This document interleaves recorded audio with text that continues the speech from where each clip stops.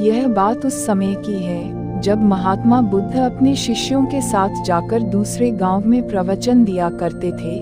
एक बार की बात है, गर्मी का समय था, बहुत तेज कड़ाके की धूप निकली हुई थी।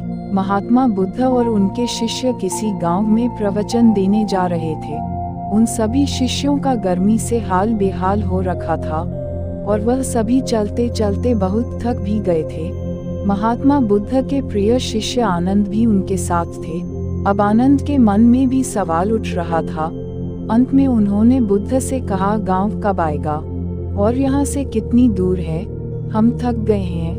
वहीं पास के खेत में एक बूढ़ा व्यक्ति काम कर रहा था। आनंद ने उस आदमी को देखकर बुद्ध से कहा कि चलिए हम उनसे दूरी पूछ लेते हैं। बुद्ध ने हामी भरी और साथ चले गए। आनंद ने बूढ़े आदमी के पास जाकर पूछा कि यहाँ से आने वाला गांव अभी कितनी दूर है। बूढ़े व्यक्ति ने कहा कि यहाँ से वह गांव अब कुछ ही दूरी पर है, आप जल्दी पहुँच जाएंगे। यह कहकर वह व्यक्ति बुद्ध की तरफ देखकर मुस्कुराने लगे। बुद्ध भी उस बूढ़े व्यक्ति को देखकर मुस्कुराए। आनंद को यह समझ नहीं आया कि वह लोग क्यों मुस्कुरा रहे हैं, इसका कारण क्या है।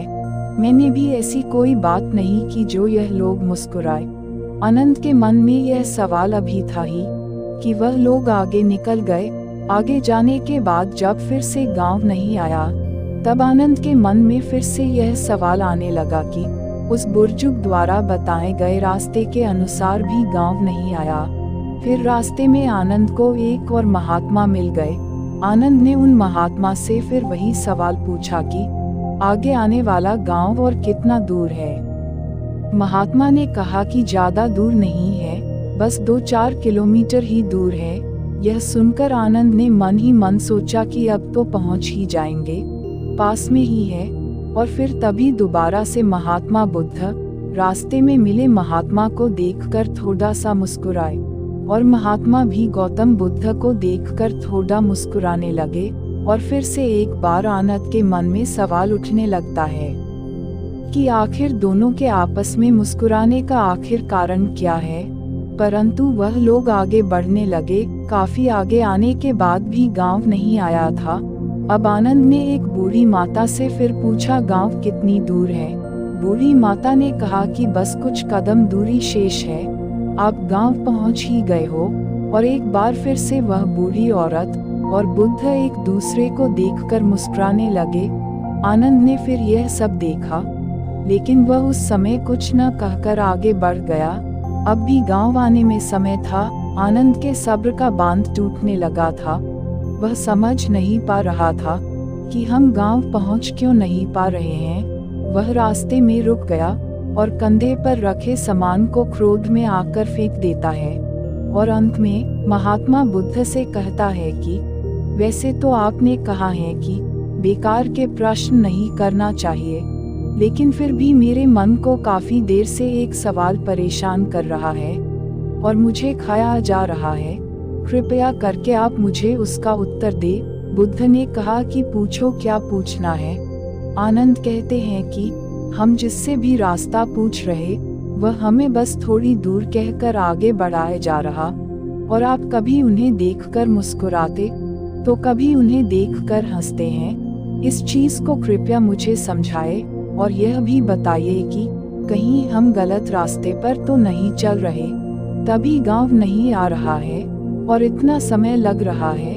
बुद्ध आनंद की बात सुनकर कहते हैं, आनंद, हम बिल्कुल सही रास्ते पे जा रहे हैं और जिस रास्ते से हम गांव जा रहे हैं वहाँ के लोग मुझे जानते हैं, क्योंकि मैं पहले भी इस गांव में जा चुका हूँ और मुझे इस राह की दूरी भी पता है और यहाँ के लोग भी यह बात जानते हैं और इसलिए वह लोग फिर से मुझे जाते देख पहचान कर मुस्करा रहे थे।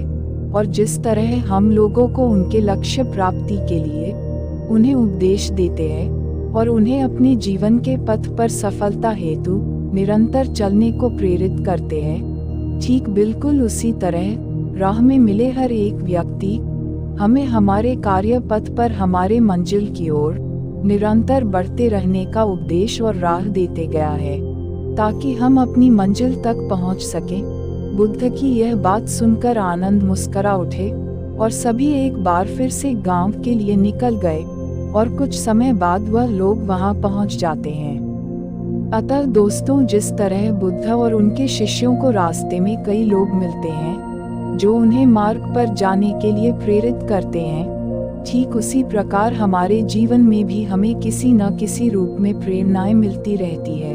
बस फर्क यह है कि हम उसे पहचान पाते हैं या नहीं। दोस्तों, एक बात हमेशा याद रखें, जीवन में आगे बढ़ने के लिए अवसर हर किसी को मिलता है। यह हमारे ऊपर है कि हम उस अवसर को पहचान कर आगे बढ़ जाए और हाथ आए मौके को हाथ से जाने नहीं दें और साथ ही हमेशा अपनी मंजिल के प्रति धैर्य बना कर रखें। बेशक उसे मिलने में समय लगे, कठिनाई का सामना करना पड़े, लेकिन एक न एक दिन वह मंजिल जरूर मिलेगी और जब हम उसे प्राप्त कर लेंगे तो सभी मार्ग में मिले कठिनाई को भूल जाएंगे और उस जीत की खुशी को महसूस करेंगे।